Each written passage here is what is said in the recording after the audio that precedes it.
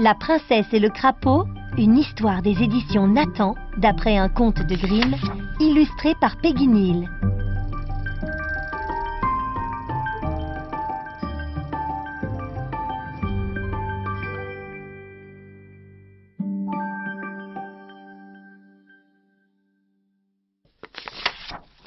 En ce temps-là, vivait un roi juste et bon. Ses filles étaient toutes très belles, mais la plus jeune était plus belle encore. Près du château, il y avait une grande forêt et, dans cette forêt, se trouvait une fontaine si profonde qu'on n'en voyait pas le fond. La fille du roi aimait venir y jouer avec une balle d'or qu'elle adorait. Mais un jour, elle fit tomber sa balle dans la fontaine. La jolie balle était perdue, et la princesse se mit alors à pleurer. Soudain, une voix rauque et toute cassée lui dit « Fille du roi, pourquoi pleures-tu ainsi ?» Elle se retourna et aperçut un affreux crapaud. « Ah, c'est toi qui parles, vieux barboteur. J'ai perdu ma balle d'or dans la fontaine. »« Ne pleure plus, je vais t'aider. Mais dis-moi, que me donneras-tu en échange ?»« Tout ce que tu voudras, mon cher petit crapaud. Mes habits, mes perles, mes diamants, ou même ma couronne d'or. »« Je ne veux rien de tout cela. Je veux seulement être ton ami. Promets-moi que je pourrai rester près de toi, et je plongerai dans la fontaine pour te rapporter ta balle d'or. »« Je te le promets !» s'écria la fille du roi, bien qu'elle ne vît pas comment un crapaud qui habite dans l'eau pourrait être son ami. En un clin d'œil, l'animal plongea dans la fontaine et réapparut avec la balle. La fille du roi, ravie de retrouver son jouet, le prit et s'enfuit aussitôt. « Quoi ? Quoi ? Attends-moi ! Attends-moi » lui criait le crapaud. Mais elle était déjà loin et n'entendait plus rien.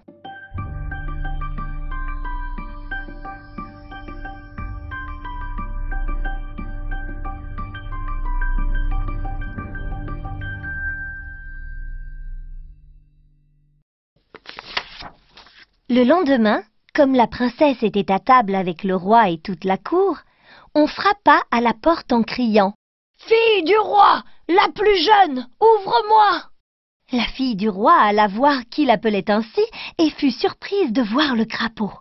Elle referma aussitôt et, tout affolée, tout apeurée, revint se mettre à table. « Qu'est-ce qui te préoccupe tant, mon enfant ?» lui demanda le roi. «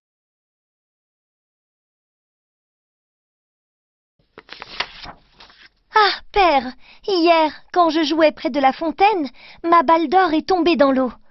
Comme je pleurais, un crapaud a proposé de m'aider si je lui promettais d'être son ami.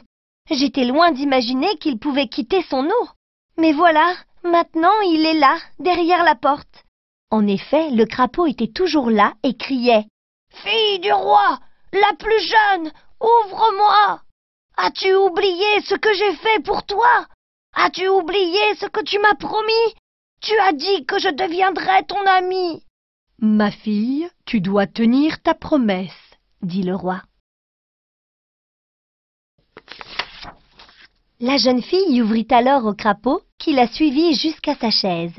Là, il lui demanda « Allons, maintenant, soulève-moi jusqu'à toi. » Réticente, la fille du roi s'exécuta. « Maintenant, dit-il, approche un peu ton assiette, nous allons manger ensemble. » Elle approcha son assiette, mais on voyait bien que c'était à contre-cœur. « Je n'ai plus faim, » dit le crapaud. « Emmène-moi dans ta chambre, prépare ton lit de soie, nous allons dormir ensemble. »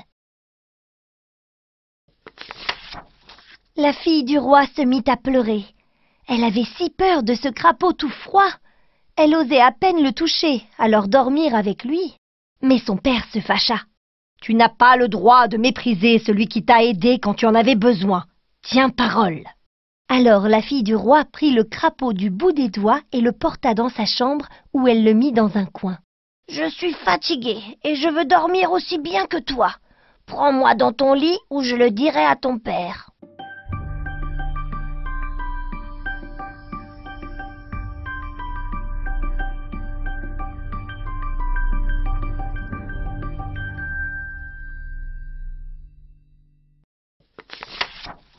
Alors là, c'en était trop. La fille du roi était en rage. Elle attrapa le crapaud et le jeta contre le mur. Incroyable! Quand il retomba sur le sol, ce n'était plus un crapaud, mais un beau fils de roi. « Qui êtes-vous » demanda-t-elle en balbutiant. « Je suis un prince, » dit-il. « Une sorcière m'avait jeté un sort et seule une fille de roi pouvait m'en délivrer. Je vous remercie de m'avoir sauvé. »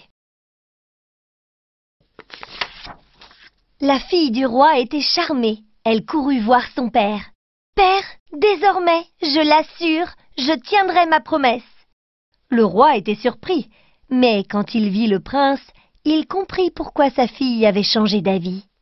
Alors, pour la plus grande joie de tous, le mariage fut célébré.